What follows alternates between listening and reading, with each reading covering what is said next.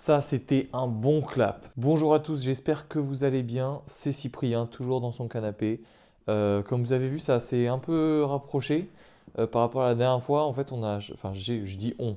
Je suis tout seul en fait, je sais pas pour qui je me prends. Plusieurs dans ma tête, je crois, il y a un petit problème. Alors, on n'a pas changé le décor, mais c'est juste qu'on s'est rapproché parce que c'est vrai que la dernière fois, j'étais un peu loin de la caméra. J'ai envie de vous dire, c'est les erreurs de débutant et on apprend en faisant, tout simplement. Donc j'ai un peu rapproché la caméra. Comme vous pouvez voir, j'ai un peu upgrade le décor. J'ai rajouté deux trois cactus, très simple, mais selon moi très efficace en tout cas. Et donc on se retrouve dans une nouvelle vidéo, évidemment pour le top des films de janvier. Et avant de commencer cette vidéo, ce premier format qui j'espère vous plaira, je tenais à faire une remarque. Au niveau du nombre d'abonnés sur le compte Instagram, je m'attendais à en avoir 30. Pour être tout à fait honnête, je m'attendais à en avoir 30 parce que forcément c'est le début, surtout que j'avais publié aucune vraie vidéo de critique. Pour moi, ça allait venir petit à petit après. Et il n'y avait que la vidéo de présentation donc, qui a été postée. Et bien malgré ça, vous avez été 145 à vous abonner en un peu plus de 24 heures, mais pas beaucoup plus. La vidéo a cumulé plus de 3300 lectures, c'est un truc de fou furieux. Surtout que c'est même pas une première vidéo sur le cinéma, c'est juste une présentation de ce que je vais faire. Donc franchement, c'est incroyable. Mais enfin, ça annonce que du bon. Donc on est parti pour cette première vidéo et puis on verra bien si elle marche ou pas. Ensuite, donc juste avant de commencer la vidéo, je tenais à préciser, donc là on est parti pour un top 10, si ce n'est un top 11, parce que j'ai vu 11 films au cinéma sur le mois de janvier. Hop là. Et je vous récupère là. Alors, que je vous explique juste une petite chose. En fait, je suis actuellement en montage de la vidéo, comme vous pouvez le voir. Mais malheureusement, je viens de me rendre compte que j'avais pas vu 11 films, mais j'en avais vu 12 en janvier. J'en ai oublié un, allez savoir pourquoi. En plus, c'est probablement l'un des meilleurs que j'ai vu en janvier. C'est Perfect Days de Wim Wenders, qui est d'ailleurs nommé, je crois, aux Oscars, il me semble. C'est un des meilleurs films que j'ai vu en janvier et allez savoir pourquoi, je l'ai oublié. Donc dans cette vidéo, vous verrez que 11 films sur 12, mais j'en parlerai pas dans cette vidéo parce que je l'ai oublié puis j'ai pas la foi de retourner la vidéo. Mais j'en parlerai sur Instagram, je ferai une petite vidéo exclusive. Alors si vous voulez avoir mon avis sur l'un des meilleurs films que j'ai vu en janvier, je vous donne rendez-vous sur Instagram dans les jours qui suivront la sortie de cette vidéo pour qu'on puisse en parler. Allez, je vous embrasse. Bonne vidéo. Donc j'essaierai d'en parler avec le moins de spoil possible. De toute façon, j'essaierai de ne pas vous spoiler du tout. Mais il est probable que j'aborde des moments clés du film que j'ai aimé ou pas, mais sans rentrer dans ce que font les personnages à ce moment-là, qui ils sont. Mais je serai obligé d'en aborder quelques-uns si jamais. Donc si à un moment donné, il y a un film que vous voulez voir, vous voulez, pardon, absolument pas être spoilé, moi je vous conseille de passer directement à la vidéo d'après ou au top d'après. Je mettrai les timecodes. Si vous êtes sur YouTube, ici, donc c'est que vous êtes dans la version longue, donc vous aurez les timecodes. Pour ce qui est d'Instagram, je publierai juste plusieurs petites versions de chacun des films. Je pense que l'introduction est terminée. Allez, c'est parti. On démarre avec le 11e film du mois de janvier. Si je regarde ici, c'est que j'ai mon ordinateur ici, hein, je tiens à le préciser. Il se passe plus rien entre nous. Au lit. Ouais, ça suffit. Vous avez pensé à prendre un amant? Tinder. Enfin, ça ou autre chose. Il y en a même une qui est spécialisée pour les gens mariés. De toute façon, c'est hors de question. Je ne céderai plus sur mon désir. Iris et les hommes en 11e position, réalisé par Caroline Vignal. Alors on sait très bien que la comédie en France en ce moment c'est pas tip top. Il y en a quelques-unes qui sortent du lot, il y avait Chasse gardée qui était un peu mieux que les autres, mais principalement ça reste quand même des blagues pas terribles. Et la fonction du film de comédie qui est juste pour faire rire, ça marche de moins en moins, j'ai l'impression. Du moins les blagues sont pas travaillées. Mais alors ça, c'est tout à fait la représentation d'un film de comédie nul français. Je me demande même comment ça a pu être produit. En fait, ça raconte l'histoire d'Iris, qui est le personnage principal de cette histoire, qui mène une vie d'apparence parfaite avec son mari et ses deux filles. Mais malheureusement, à un moment donné, elle se rend compte que son couple ne va pas bien, qu'ils ont plus d'intimité, plus de sexe surtout. Donc elle se dit que suite au conseil que lui a donné une femme dans les couloirs d'un lycée pour une réunion parents-prof, enfin c'est très lunaire comme situation, elle se décide à installer une appli de rencontre style Tinder pour pouvoir rencontrer des amants et pouvoir avoir un maximum de sexe parce qu'elle en a envie puisqu'il n'y a plus rien, la relation est plate avec son mari. Alors déjà c'est un peu bancal. Je sais pas, le scénario nous annonce pas du lourd. Alors j'avais pas trop envie d'aller voir ce film-là, honnêtement, même pas du tout, mais sur les conseils d'un ami qui avait beaucoup aimé, je me suis laissé tenter, je me suis dit allez, allons découvrir.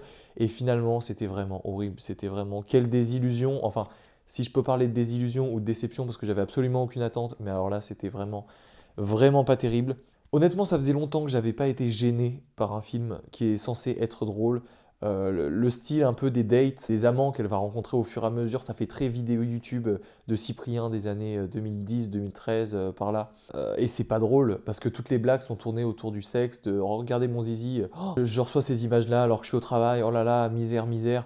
C'est vraiment, vraiment, vraiment nul, ça ne marche pas. Alors il y a des gens qui ont ri dans la salle, je vais pas être de mauvaise foi, ça a certainement plu à des gens, mais en tout cas à moi pas du tout, je trouve ça vraiment très grossier. Et alors je veux pas faire mon bobo, ça y est, je vais souvent au cinéma, je sais les films qui sont bien ou pas, mais alors là, c'est vraiment, vraiment pas terrible. À un moment donné, va savoir pourquoi, ça part en comédie musicale, mais juste pour un moment dans le film. Enfin, ça a vraiment aucun sens. Ils font un vieux remix français d'une chanson très connue de Hit Training Man. Je ne comprends pas pourquoi est-ce qu'ils font ça à ce moment-là précis. La deuxième partie du film est légèrement mieux. L'intrigue se resserre un peu. On est plus concentré sur sa relation avec son mari, mais il n'empêche que dans la grosse majorité du film, on s'emmerde quoi. J'avais même envie de partir tellement je trouvais ça vraiment nul. Je me suis forcé à rester, mais dès qu'il y a eu les génériques, je suis parti presque en courant carrément. J'étais dans la salle comme ça. N'allez pas voir ce film, c'est un conseil que je vous donne. La seule chose qu'ils vous demandent, c'est de remettre le scénario tel qu'il était il y a 6 mois quand ils l'ont validé. Sinon, ils se retirent du projet. Je change pas une ligne du scénario. Ça représente combien votre rapport? 1 million d'euros. Le principal financier du film nous a lâchés. Il faut demander à l'équipe de terminer sans être payé. Et alors, qu'est-ce que je dis à l'équipe? Bah tu dis rien, tu tournes, tu fais comme si tout va bien, tu tournes. Les acteurs font n'importe quoi. T'étais une grande vedette, bravo, mais t'es surtout un énorme fils de pute. En 10e position, alors là on peut parler d'une vraie déception parce que j'avais beaucoup d'attentes pour ce film, c'est Making of, réalisé par Cédric Kahn. Cédric Kahn qu'on a vu notamment dans le procès Goldman qui était vraiment très très bon, qui avait un bon rythme, qui avait des bons personnages, c'était très utile, ils étaient tous très utiles, ils avaient tous quelque chose à apporter dans l'histoire. Que j'avais beaucoup aimé d'ailleurs, je l'avais mis en 4e position je crois des films que j'avais vus au mois d'octobre, mais alors là, mais non, mais c'est pas possible. Alors je savais pas que c'était réalisé par Cédric Kahn quand je suis allé le voir, mais j'avais vu en tête d'affiche Jonathan Cohen, Denis Podalides, Zuleyha Yacoub, que je ne connaissais pas avant, qui est la femme de l'homme pâle d'ailleurs, petite anecdote, et qui joue dans ce film, qui est d'ailleurs très très forte, elle porte très bien son rôle, et alors c'est un des seuls points positifs je crois que j'ai trouvé, parce que vraiment quelle déception. Donc le synopsis, ça parle de Simon qui est réalisateur d'un film et qui apprend que les coproducteurs du film vont arrêter de financer ce film-là parce que le scénario aurait changé depuis qu'il leur avait été présenté. Alors là, je m'attendais à un film exceptionnel qui gère un peu pas les magouilles, mais disons les bidouilles, si je peux me faire des petites rimes en houille, mais je m'en bats les... Bah non, je vais pas la faire celle-là, c'était un peu gênant Cyprien. Dans le même genre, je pense notamment à Coupé, qui est sorti en 2022, je crois, de Michel Hazanavicius, avec Romain Duris qui était exceptionnel là-dedans. Une équipe de cinéma qui doit réaliser un film en plan séquence. Donc pour ceux qui ne savent pas, un plan séquence, c'est un plan, la caméra tourne du début à la fin sans aucune coupure. Donc ça veut dire que s'il y a quelque chose qui foire à la fin, bah, faut tout refaire depuis le début. Et en fait, c'est un plan séquence qui est très très long, je crois d'une vingtaine de minutes. Et donc s'il y a plein de galères qui s'enchaînent, mais ils sont obligés de continuer parce que la caméra tourne et en plus c'est filmé en direct. Donc ils ne pourront pas recommencer leur tentative. Et donc je m'attendais un peu à un film comme ça, mais malheureusement pas du tout. Et c'est ça pour moi la plus grande déception. Là on s'attend à avoir un film un peu là-dessus. Au final, il n'y a que des désillusions amoureuses, des relations sexuelles, des manques affectifs de certains personnages. Et ça parle que de ça. Et c'est un peu décevant. C'est un peu décevant parce que on s'attend, alors en plus avec Jonathan Cohen, même si il a le droit de faire d'autres films qui sortent un peu de la comédie, ça se présente comme une comédie, c'est pas drôle, les blagues sont ratées, le jeu des acteurs est vraiment pas top, si ce n'est celui de Zuleyha Yacoub qui est vraiment exceptionnel dans ce rôle. Et je tiens à le dire encore une fois, c'est une très bonne découverte. Et ça m'étonnerait pas si le film flop au fur et à mesure et qu'il n'est pas rentabilisé parce que vraiment, une grosse déception comme quoi, quand on est réalisateur, on peut très bien réussir un biopic sur Pierre Goldman et rater un film qui est censé être une comédie. Les séquences ratées, il y en avait une flopée à enlever qui était complètement inutile. Je l'ai trouvé très long, alors pourtant le film, je crois, dépasse pas les 2 heures. Donc ouais, très très décevant, et j'espère que le prochain film de Cédric Kahn sera mieux, parce que le procès Goldman, c'était vraiment une dinguerie. En 9e position, maintenant, on retrouve La couleur pourpre. Alors là, c'est un sacré bourbier. C'est un roman, initialement, qui avait été écrit par Alice Walker et qui avait connu, je crois, un grand succès au tout début des années 1980, si bien qu'en 1985, Steven Spielberg, lui-même, a sorti une comédie musicale en film au cinéma adaptée de ce roman-là, de cette fiction-là. Ensuite, plus tard, en 2005, il y a eu à Broadway une adaptation, encore une fois, du roman, qui a très bien marché. Et donc, maintenant, en 2024, ils nous ont sorti une réadaptation du film de Spielberg de 85, mais du coup du roman, mais réalisé par un réalisateur que je ne connaissais pas, qui s'appelle Blitz Bazavule, je ne sais pas si ça se prononce comme ça, donc qui parle de la communauté afro-américaine de 1900 jusqu'à 1930 et des complications, notamment dans les relations intraconjugales. Les jeunes filles étaient promises très vite à des hommes dont elles n'avaient pas forcément envie, et donc toute la violence que ça peut engendrer, la soumission, et aussi ça aborde un peu le racisme, mais dans une petite partie du film, c'est pas tellement abordé, c'est plus sur la vie dans le peuple afro-américain aux États-Unis, en Géorgie. Le scénario n'est pas mauvais, et j'imagine, alors j'ai vu aucune des autres adaptations que celle-ci, parce que je l'ai découvert avec le film qui est sorti en janvier, mais le scénario était sûrement très bien dans celui de Spielberg, et peut-être même dans le roman, sûrement, s'il a été adapté. Mais là, j'ai été très déçu parce que c'est trop prévisible.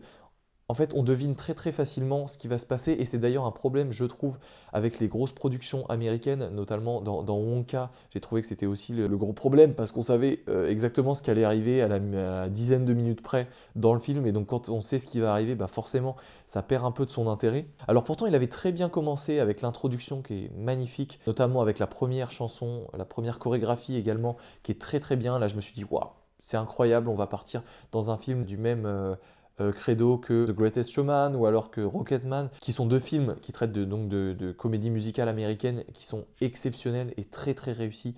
Et pourtant, à partir de là, ça a été des illusions sur des illusions, même si l'histoire n'est pas trop mal. D'ailleurs, il est porté par deux actrices que je ne connaissais pas et qui d'ailleurs leurs personnages sont incroyables, qui sont Danielle Brooks qui joue Sophia et Taraji P. Henson que je connaissais pas non plus qui joue Shug Avery. Qui sont deux actrices qui portent le film de par leurs personnages qui ont un caractère bien trempé et qui ajoutent des nuances, qui ajoutent beaucoup de choses qui sont très bonnes et qui portent le film. Et pour ça, ma tête a dit tout ce que j'avais besoin de dire. Après, il y a certaines musiques qui sont bien, hein, mais la grosse majorité, j'ai eu du mal. Et malgré que le scénario soit pas mauvais, le côté trop prévisible et trop américain avec le jeu comédie musicale qui va avec, alors je sais pas si vous voyez exactement de quoi je parle, mais malheureusement ça porte pas le film, ça ne dépassera pas pour ma part la 9e position de ce classement.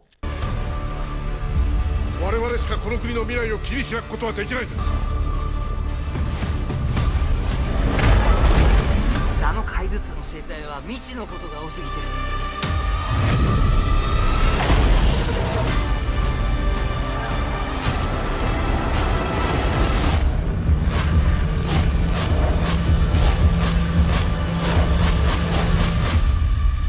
En 8e position, maintenant, on découvre Godzilla Minus One. Avant tout, il faut savoir que j'avais vu aucun Godzilla. C'était mon premier film de kaiju. Et quelle découverte. Alors ça fut une claque d'une certaine manière. Alors je savais déjà un peu à quoi m'attendre parce que j'avais déjà vu des extraits de films de monstres comme ça, comme celui qui est Godzilla. Mais alors celui-là, apparemment, j'en ai entendu du bien. Et pourquoi je suis allé le voir? C'est parce qu'apparemment, il reprenait les codes des premiers et qu'il était extrêmement bien réussi. On suit un personnage qui s'appelle Koichi, qui est un soldat japonais qui a été envoyé comme kamikaze, mais qui a failli à son devoir de soldat et qui malheureusement sera un peu détesté de la majorité des personnages pour le fait qu'il ait failli à son devoir et qui essaiera de se rattraper en essayant de détruire Godzilla, qui est la principale menace, même si la guerre fait rage au même moment. Toute l'histoire se construit entre la principale menace qui est Godzilla, entre les nombreuses tentatives de reconstruction de toutes les villes japonaises, que ce soit sur les îles ou sur le territoire du Japon,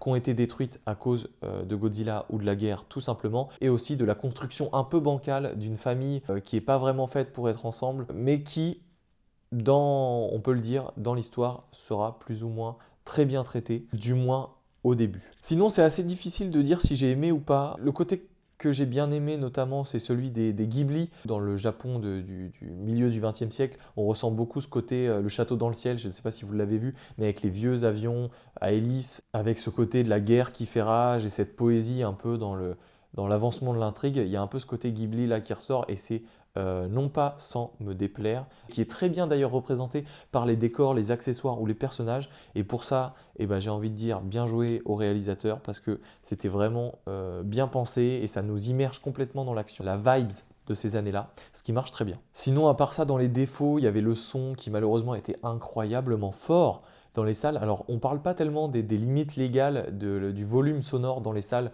en France. Je ne sais pas tellement s'il y en a une, comment ça se passe, la législation vis-à-vis de ça. Mais le son était trop fort, ça m'a fait mal aux oreilles, sincèrement. Et alors là, vous allez me dire, ouais, t'es une chochotte. Sincèrement, je ne pense pas. Mais il était vraiment très très fort, à tel point que je me suis dit, après la première scène où Godzilla apparaît, que j'allais ressortir avec des acouphènes, tellement c'était fort. Et ça, c'est dommage, parce que ça m'a déconcentré honnêtement dans le visionnage du film. Et ça a gâché un peu mon plaisir, je pense, et ça c'est un vrai défaut, qui malheureusement aurait pu être corrigé très simplement. J'en dirai pas plus sur la fin, mais je trouve la fin vraiment vraiment bâclée, et c'est dommage malheureusement, parce que le film aurait juste pu se terminer 10 minutes plus tôt, ça aurait été parfait. Mais c'est dommage, ça doit être comme ça doit être l'habitude des films Godzilla, je sais pas comment ça se passe dans les autres, mais à part ça, à mon avis, ça reste un bon film et on s'immerge quand même dans l'action. La vibe des années 40, comme je l'ai dit, passe très très bien. J'irai sûrement voir les prochains films Godzilla.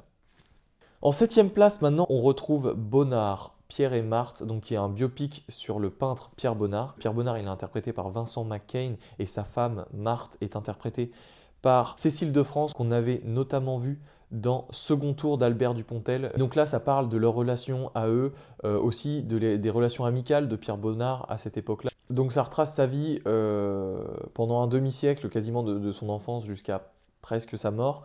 Et le rythme des années et des ellipses qui passent est très bien fait. D'ailleurs, ça m'a beaucoup rappelé l'Abbé Pierre, le biopic sur l'Abbé Pierre qui fonctionnait un peu pareil. Et là-dessus, ça marche très bien. Donc ça retrace aussi donc, leur relation, mais aussi les difficultés de cette même relation, parce que on découvrira que Pierre Bonnard a d'autres relations que celle de Marthe, et a eu d'autres relations d'ailleurs dans sa vie. Et donc là-dessus, ça ressemble un peu au film Le Temps d'aimer qu'on avait vu, que j'avais vu en décembre, je crois, ou en novembre, je ne sais plus, avec un espèce de triangle amoureux. Alors typiquement, je ne savais pas dans quoi je m'aventurais. Et je ne sais pas si j'ai aimé ou pas le film, parce que cinématographiquement, je ne sais pas s'il est incroyable. Alors après, on a des très belles images de la maison dans laquelle ils sont, dans la forêt, aux alentours de Paris. Je ne sais pas exactement où c'est situé en France, mais en tout cas, je sais qu'ils font beaucoup d'allers-retours entre Paris et leur maison de campagne. Donc ça doit être dans les alentours de Paris, j'imagine. Alors après, il y a toujours cette question-là de l'utilité au cinéma, parce que quand je ressors d'un biopic, j'ai appris des choses concrètement. Alors je me dis c'est un bon film, parce que je ressors avec des connaissances que je n'avais pas avant, surtout que la peinture, c'est pas trop un art auquel j'accorde énormément d'importance dans ma vie. Donc je ressors un peu plus cultivé et je suis content d'avoir appris ça, et en même temps je me dis, est-ce que le film était incroyable ? Je ne sais pas. Ça aborde beaucoup la créativité à partir des événements qu'on vit, et alors comment on retransmet ça dans l'art et dans la peinture en général. Et là-dessus, le film a très bien su l'interpréter, le montrer à l'écran. Et donc ça, à mon avis, c'est un de ses plus grands points forts. Malheureusement, même s'il est bien rythmé au travers des ellipses, je crois que je l'ai trouvé un peu long. Mais en dehors de cette histoire de longueur, le film m'a touché. Je l'ai aimé d'une certaine manière, mais pas assez pour qu'il soit plus haut dans le classement. Hello, Mary. I heard you got stuck with babysitting duty this year. How'd you manage that? You just earned yourself a detention, sir. Being here with you is already one big detention. Son of a bitch, that's another detention. I don't think I've ever had a real family Christmas like this before. Thank you, Mary. You're welcome. History is not simply the study of the past, it is an explanation of the present. See, when you say it that way and throw in some pornography, it's a lot easier to understand. En 6e position, on retrouve Winter Break, qui est sorti l'année dernière, je crois en 2023, mais que j'ai vu tout début janvier. C'est le premier film d'ailleurs que j'ai vu en cette année 2024. En plein hiver de 1970, dans une école en Angleterre, il y a un professeur qui s'appelle Paul Unham dans le film, qui est un prof d'histoire antique que les élèves détestent, sauf que pendant les vacances d'hiver, il y a des élèves qui se retrouvent sans famille, qui sont obligés de rester dans l'internat du lycée, et donc la seule personne qui doit rester pour s'en occuper, c'est ce professeur-là qui est détesté par tous. Alors il y a une vibe, les choristes, dans le fait que le prof n'est pas aimé de tous. Alors les choristes, c'est un peu l'inverse, parce que c'est les élèves qui sont insupportables, alors que là c'est le prof qui est plutôt insupportable, mais on retrouve un peu cette vibes-là qui est pas inintéressante à aborder, qui m'a rappelé aussi évidemment le cercle des poètes disparus, avec cette relation prof-élève, où au début, même si c'est compliqué, il va y avoir une sorte d'élévation intellectuelle et sociale des élèves qui vont apprendre énormément de choses puis suite au départ du professeur, vont grandir plus tard dans leur vie, enfin du moins c'est ce qu'on imagine. La majorité des élèves partent et on retrouve qu'un seul élève qui va rester, qui s'appelle Angus, qui n'est pas d'ailleurs le plus proche de ce professeur-là. Et donc à l'école va rester seulement le professeur, cet élève-là. Le dernier personnage qu'on retrouvera est celui de la cuisinière de l'établissement, Marie. On voit pendant ces vacances-là de Noël un peu comment ça va se construire entre ces trois personnages qui se sentent profondément seul, notamment parce que le professeur a une solitude incroyable, le fils n'a plus de contact avec ses parents et la cuisinière qui est en deuil puisqu'elle a perdu son fils qui est mort à la guerre. Donc ils vont naturellement se rapprocher, on va en découvrir beaucoup, chacun va sortir de sa zone de confort dans plusieurs situations différentes que je vous laisserai découvrir si vous voulez aller voir le film. Le film qui s'annonçait comme un peu un drame a des allures de comédie et est drôle et ça marche assez bien d'ailleurs plusieurs fois dans le film. Et même si c'est pas ma tasse de thé, le film avance avec une atmosphère qui est plutôt agréable. Des épreuves de la vie qu'ils vont subir ces trois personnages-là pour devenir des personnes meilleures et essayer de sortir de cette solitude-là. C'est une vraie claque en vrai, et même si c'est une comédie qui fait rire et ce qui est un peu étonnant, le côté dramatique, le côté un peu romantique, poétique de cette histoire-là marche plutôt bien. Et d'ailleurs pour leur interprétation, sur les trois acteurs que j'ai nommés, le professeur et la cuisinière seront aux Oscars pour leur performance dans les catégories de meilleur acteur et meilleure actrice pour un second rôle. Et j'espère qu'ils gagneront, mais il y a des sacrés rivaux en face.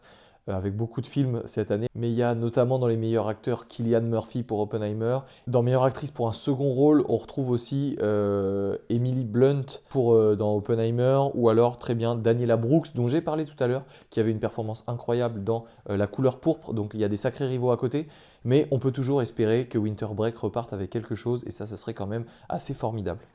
En 5e position, on retrouve Un coup de dé d'Yvan Attal que j'ai découvert la semaine dernière, qui est un très bon film, enfin plutôt un bon film, un peu thriller psychologique, film policier. Mathieu et Vincent, qui sont deux amis depuis plus d'une quarantaine d'années, enfin qui ont une quarantaine d'années. Et ils partent donc à Nice pour devenir agent immobilier suite à un accident qui a failli tourner au drame dû à la tentative de meurtre de l'un des personnages. L'autre l'a sauvé et donc une amitié très fusionnelle se noue. Mais toute la trame du film se déroule quand Vincent, le second personnage de cette histoire, trompe sa femme, a une maîtresse et Mathieu en est le témoin. Et malheureusement, cela va virer encore plus au drame quand Mathieu va développer des sentiments pour la maîtresse de Vincent. Et alors là, ça va partir en cacahuète puisque le film parle, sans rentrer dans les détails, de meurtre accidentel. Comment est-ce que l'être humain se résout à en parler ou à tout cacher et à faire comme si de rien n'était, malgré le fait qu'il y ait eu un meurtre, un homicide involontaire. Il y a d'ailleurs une partie qui est super intéressante sur la réflexion, sur les statistiques de combien il y avait de chances pour que cet homicide involontaire arrive et que d'autres personnes soient accusées à tort pour cette chose-là et que la personne qui ait commis le meurtre soit entièrement tirée d'affaire. Et donc ça tout se joue sur la culpabilité, sur en même temps les cachotteries que font les personnages à leurs femmes pour ne rien avouer. Et en même temps quand c'est avoué, ça finit par faire un fouillis de choses, mais qui est superbement ordonné et je ne pourrais que féliciter Yvan Attal qui a d'ailleurs le premier rôle parce qu'Yvan Attal joue Mathieu et en même temps réalise le film, ce qui est très fort. Je ne sais pas si le cinéma, l'expérience du cinéma apporte énormément de choses parce que cinématographiquement c'est un film qu'on pourrait voir chez nous, mais malgré tout on est bien au-dessus des téléfilms policiers qu'on peut retrouver sur France 2. Là il y a vraiment une qualité dans la réflexion des personnages, donc il y a une voix off qui nous raconte ce qui se passe et je trouve ça incroyablement réussi, notamment pour l'introspection du Mathieu. Et c'est d'ailleurs pour ça que je l'ai mis assez haut dans le classement, en 5e position, parce que c'est un film qui payait pas de mine. D'ailleurs j'avais pas forcément envie d'aller le voir, mais malgré tout j'ai été superbement surpris. Ça reste un très bon film sur la réflexion humaine, la culpabilité, et la fin reste tout à fait pertinente avec le propos. Donc c'est un film qui est très bon. Oh, c'est quoi tout ça, Ali, là? Quoi, ça t'intéresse les bestioles? Oh, mais ça m'intéresse à mort. Fais gaffe quand même, hein. T'inquiète, je te dis, moi je suis un pro. Je te ramène à la maison. Let's go.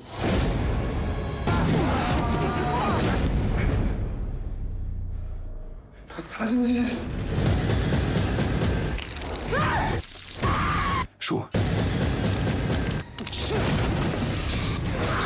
Faut vraiment qu'on se casse là.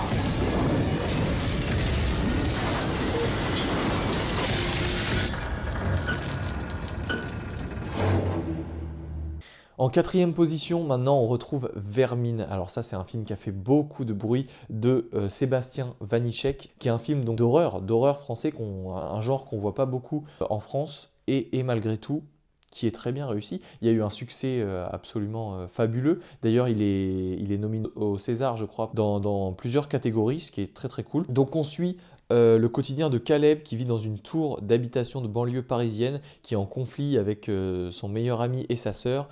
Alors il traverse une période de solitude et comme il est passionné d'animaux exotiques, notamment d'araignées, il fait l'acquisition d'une araignée venimeuse. Cette même araignée va échapper à sa vigilance et créer un désastre dans un immeuble entier parce qu'elle va se reproduire. Et donc l'enjeu horrifique du film se joue sur la reproduction de ces araignées-là qui sont mortelles si elles vous mordent. Et donc le fait que l'immeuble a été condamné par les policiers et tout le monde est contraint d'y rester. Ce qui est pas mauvais honnêtement comme scénario. Je me suis laissé tenter évidemment parce que c'était un film français et je me suis dit que comme ça arrivait très très rarement, il fallait que j'aille le voir. Mais je suis pas un grand fan des films d'horreur et pour cause, je trouve pas que ça en soit un. Il sort beaucoup de ce qu'on attend d'un film d'horreur parce que c'est vrai que maintenant dans les films d'horreur, on attend à avoir peur. C'est comme quand on va voir une comédie, on attend à rire. Mais souvent, le scénario est un peu mis de côté et c'est ça justement le problème à mon avis dans les films d'horreur américains ou dans les comédies françaises qu'on voit au cinéma en ce moment et depuis quelques années. C'est que le scénario est mis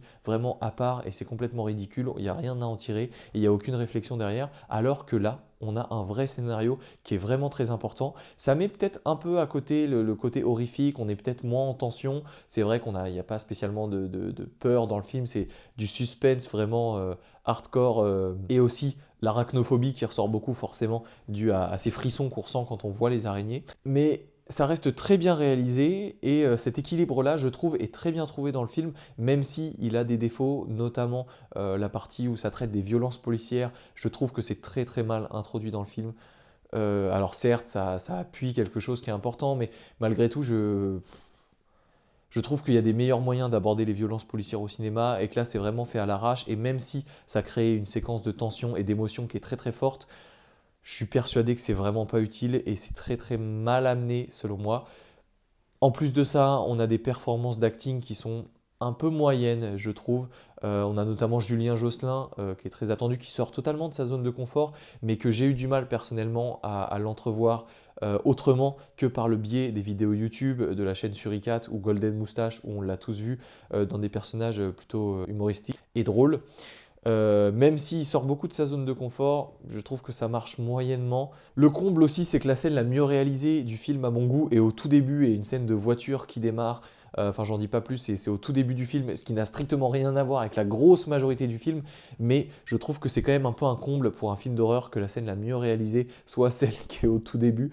Mais bon, qu'est-ce que vous voulez, c'est comme ça, on peut rien y faire, et d'ailleurs, félicitations pour cette scène parce qu'elle est vraiment incroyable. La bande originale du film, très rap, hip-hop, actuel d'ailleurs, parce qu'on a des morceaux de rappeurs actuels, notamment, et je crois qu'on entend du Jossman, on entend du Benjamin Epps également, et sûrement tout un tas d'autres rappeurs que je ne connais pas, mais ça marche très bien. Le cinéma ajoute vraiment quelque chose qu'on ne retrouverait pas sur une télé chez soi. Pour l'originalité du scénario, je vous conseille d'aller voir Vermine, parce que c'est un bon film. En troisième position, on retrouve maintenant Pauvre créature de Yorgos Lanthimos. Et alors, qu'est-ce qu'il a fait du bruit, ce film? Qu'est-ce qu'il a fait du bruit? Mais en même temps, qu'est-ce qu'il est bien, objectivement? Il mérite totalement sa troisième place. On suit donc l'histoire de Bella, qui est une jeune femme ramenée à la vie par le brillant et peu orthodoxe docteur Gonwin Baxter. Et sous sa protection, elle a soif d'apprendre, elle a soif de découvrir le monde qui l'entoure. Elle ignore tout finalement et elle s'enfuit avec un troisième personnage interprété par Mark Ruffalo qui s'appelle Duncan Wedderburn, un avocat et qui l'embarque dans une odyssée étourdissante. Enfin, je vous laisserai regarder les images défilées du film. Il y a une vraie patte artistique dans ce film-là et objectivement, il est excellent. Il y a une harmonie de choses qui fonctionnent très bien entre elles et ça, c'est quand même magnifique. Il a fait beaucoup de bruit. Il est d'ailleurs beaucoup nommé aux Oscars également, notamment pour la performance d'Emma Stone. Emma Stone qui repart souvent avec des prix aux Oscars, notamment pour La La Land et même d'autres films dont j'ai oublié les noms. Yorgos Lanthimos, le réalisateur, on en a beaucoup entendu parler, notamment pour The Lobster, qui est sorti il y a quelques années, qui était un film qui parlait des relations, et si on trouvait pas son âme sœur, on était transformé en animal. Alors je l'ai pas vu ce film-là, mais il m'intrigue énormément et je pense que j'irai le voir. Que ça vous plaise ou non, la DA du film, la patte artistique de Yorgos Lanthimos est extrêmement bien travaillée. Comme je le disais tout à l'heure, il y a une harmonie qui se construit entre les décors qui sont absolument fabuleux, le ciel qui pourrait presque représenter un tableau tellement il est incroyablement fait. Les prises de vue, les personnages, le jeu de l'acteur. Alors d'ailleurs, on a notamment Willem Dafoe, Mark Ruffalo et Emma Stone. Alors je ne sais pas s'ils sont tous nommés aux Oscars pour leur performance, mais je crois qu'il y en a quand même quelques-uns, et pour cause, ils jouent tous très bien, j'ai trouvé. Le caractère excentrique de tous les personnages qui s'inspirent un peu des caractères excentriques de ce qu'on peut retrouver chez Burton, notamment avec Charlie et la chocolaterie, avec Johnny Depp qui incarne Willy Wonka, ou notamment dans Dark Shadows aussi le personnage très étonnant qu'il incarne, enfin Johnny Depp est vraiment là-dedans, mais en tout cas on retrouve des personnages un peu dans cette vibe-là, et ça marche très bien. Le trio Willem Dafoe, Mark Ruffalo et Emma Stone marche superbement bien. Un des défauts que j'ai trouvé au film, c'est qu'il y avait beaucoup de zoom. Alors je sais pas si s'il a l'habitude de faire ça, ce réalisateur-là, mais il y a des zooms tout le temps, on se croirait dans un parc d'attractions. Dans les défauts, il y a aussi le début, filmé totalement en noir et blanc, qui met du temps. Le film met du temps à se mettre en place, je trouve, et c'est notamment un de ses défauts. À un moment donné, le film aborde la question de la prostitution. Je ne vais pas rentrer dans les détails, mais je trouve notamment que cette partie-là est un peu longue, même si il faut dire que cette partie-là est tellement mieux que l'entièreté du film de Caroline Vignal, Iris et ses hommes. Donc on a toujours le côté une femme qui découvre des hommes, et pourtant Yorgos Lanthimos le fait vraiment beaucoup mieux. C'est juste que j'ai trouvé une certaine longueur, mais malgré tout, on se laisse facilement porter. Même si les musiques sont parfois un peu désagréables, c'est parfaitement en harmonie avec ce qu'il veut mettre en place. Et objectivement, c'est formidablement réalisé. Et pour ça, bravo. Et petit détail aussi que j'ai beaucoup aimé, ce sont les crédits du film à la fin. Parce que c'est pas juste un écran noir avec des noms en blanc qui défilent. Il y a un vrai travail qui est fait. Et pour cause, il y a plusieurs spectateurs qui sont restés tout comme moi jusqu'à ce que les lumières se rallument. Même si effectivement il y a des mauvais côtés, objectivement c'est un film, et c'est un film à voir. C'est une claque. En seconde position, on se rapproche des meilleurs films. J'ai décidé de mettre Priscilla, biopic sur la vie de Priscilla Presley, la femme d'Elvis Presley. Alors il y avait déjà eu un biopic sur Elvis en 2022, qui avait été très bien d'ailleurs, que j'avais adoré, de Baz Luhrmann. Priscilla, d'ailleurs, qui est réalisé par Sofia Coppola, et produit par la vraie Priscilla Presley. Et ça, c'est toujours bien bon de savoir que il y a une vraie personne qui raconte sa vie, et donc on sait qu'il y a une partie, même si c'est sûrement romancé, il y a une partie qui est de l'ordre du réel, parce que c'est de l'interprétation de la vision de la femme d'Elvis Presley sur Elvis Presley et sur leur vie conjugale qu'il y a eu pendant plusieurs années. Alors j'ai entendu beaucoup de gens qui parlaient des longueurs du film, parce que c'est vrai que le film traite beaucoup de l'attente de Priscilla, parce que c'est vrai que comparé, elle n'avait pas une vie aussi exaltante qu'Elvis Presley malheureusement, et Elvis exigeait d'ailleurs qu'elle soit tout le temps disponible, donc elle était obligée d'attendre le moment où Elvis aurait besoin d'elle, et c'est merveilleusement bien représenté, je trouve. Mais il n'y a pas de longueur, alors même si c'est certes mis en avant, je trouve qu'il est très bien rythmé, et là où peut y en avoir dans d'autres films, je trouve que celui-là s'en sort assez bien, même très bien. Notamment, en plus, on apprend vachement plus d'informations sur Elvis Presley, un côté un peu plus malsain, toxique de sa relation qu'on avait moins vu quand même, qui était vachement moins traité dans le biopic qui a été fait sur là. Les costumes d'ailleurs, il faut en parler, des costumes, ils sont incroyables. J'avais pas autant vu ça dans le film d'Elvis de Baz Luhrmann, mais là, j'avais envie de me fringuer comme eux, tellement c'était incroyable. Alors pour ce qui est de la fin, c'était un peu inattendu, je crois que j'aurais espéré en connaître un peu plus sur la vie de Priscilla Presley, parce que donc le biopic donc sur sa vie, donc là c'est pas un spoil, hein, mais c'est juste le film traite quand elle est vraiment enfant, jusqu'au moment où elle décide de divorcer, et ça s'arrête pile au moment où elle part de la maison du domaine d'Elvis Presley. Mais je crois que j'aurais aimé en savoir un peu plus sur ce qu'elle est advenue après, même si on peut évidemment aller vérifier ça sur Wikipédia. Et si vous voulez en savoir, je peux notamment vous en parler en vous disant qu'elle a continué sa carrière dans le cinéma, la télévision. Alors elle n'a pas produit celui sur Elvis, mais elle y a participé, et là elle a produit celui sur sa vie. Cependant, cette fin-là, elle n'est pas non plus gênante, c'est juste que je crois qu'on a envie d'en savoir un peu plus. Et malgré tout, le film est un très très bon film, je trouve. Alors il sera pas non plus dans mon top film à mon avis de 2024, mais malgré tout, un bon film qui nous apprend beaucoup de choses sur cette période-là, dans les années 50-60. Et donc en première position, pour finir cette liste, ce top de janvier en beauté, nous avons la fille de son père, d'Erwan Leduc, qui est sorti en 2023, donc je triche un peu parce qu'il est sorti il y a quelques mois, mais il arrivait à peine au pâté en ce moment-là, donc je suis allé le voir, et alors, mais quel bon film!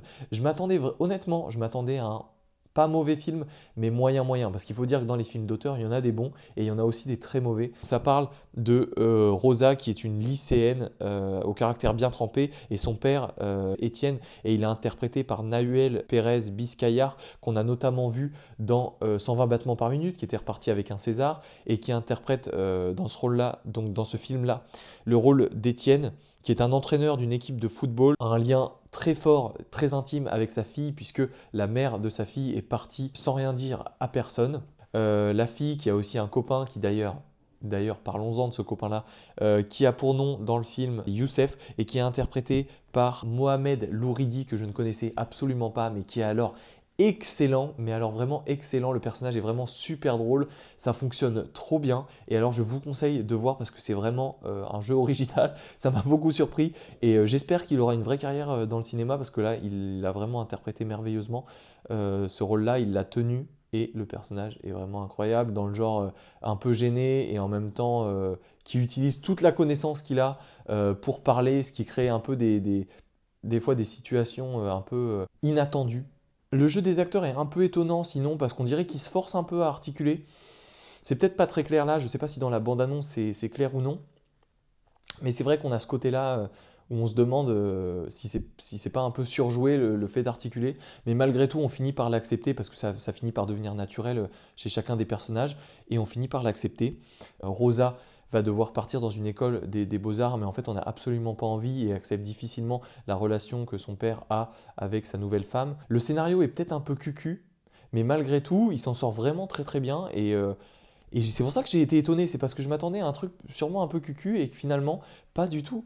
Finalement, d'ailleurs, il y a une séquence qui est merveilleuse au moment où Rosa est un peu en colère et commence à avoir toute une réflexion sur la vie de son père, et son père se prend ça en pleine face et n'arrive plus à l'écouter avec une musique. D'ailleurs, parlons-en de la bande originale qui est incroyable, qui est faite par Julie Rouet, que je ne connaissais pas, mais qui fait des chansons formidables, notamment une que j'ai ajoutée à ma playlist, tellement elle est incroyable, et ça nous emballe dans le film, on est waouh. Alors je ne sais pas si vous aurez l'occasion d'aller le voir au cinéma, parce que je ne sais pas s'il y sera encore, étant donné que ça fait vraiment un moment qu'il est sorti, mais si jamais vous avez l'occasion de le voir en streaming chez vous, je ne sais pas, il sera peut-être sur Canal+, parce que je sais que Canal+ est coproduit le film, mais en tout cas, si vous avez l'occasion de le voir, allez-y. Il y a une vraie patte artistique, rien que pour ça, c'est vraiment formidable. Donc que vous aimiez ou pas le scénario, je vous conseille d'y jeter un coup d'œil, parce que vous pourriez vous surprendre à bien aimer le film. Voilà, ça y est, on a fini. Ouah, j'en peux plus, 11 films à décrypter, ça fait beaucoup. Alors merci déjà d'avoir regardé la vidéo jusqu'à la fin. J'ai aucune idée de combien de temps elle va durer, mais en tout cas je suis très content de vous partager ça. Faites-moi des retours si vous en avez envie. J'espère que ça vous donnera envie d'aller au cinéma, parce que je sais que si je fais ça, c'est premièrement parce que tout le monde n'a pas le temps, mais en tout cas vous donner un avis très bref sur les films que je suis allé voir. Là, au mois de février, j'en attends beaucoup, notamment il y a le biopic sur Bob Marley que j'attends énormément. Qu'est-ce qu'il y a d'autre comme film? Aujourd'hui, on est mercredi à l'heure où je tourne cette vidéo, et il y a déjà des films qui sont sortis. Plusieurs films que j'ai cités précédemment dans le top seront encore probablement au cinéma. Et puis je terminerai ce premier épisode de cette émission par aller au cinéma. Tout simplement, c'est merveilleux. Le cinéma nous propose des bonnes choses en ce moment. Je vous souhaite de passer une bonne journée. Je vous embrasse, et on se revoit fin février pour la prochaine série de critiques de films. C'était Cyprien pour Sans Tension. Je vous souhaite une bonne journée et on se revoit bientôt. Allez, salut les amis!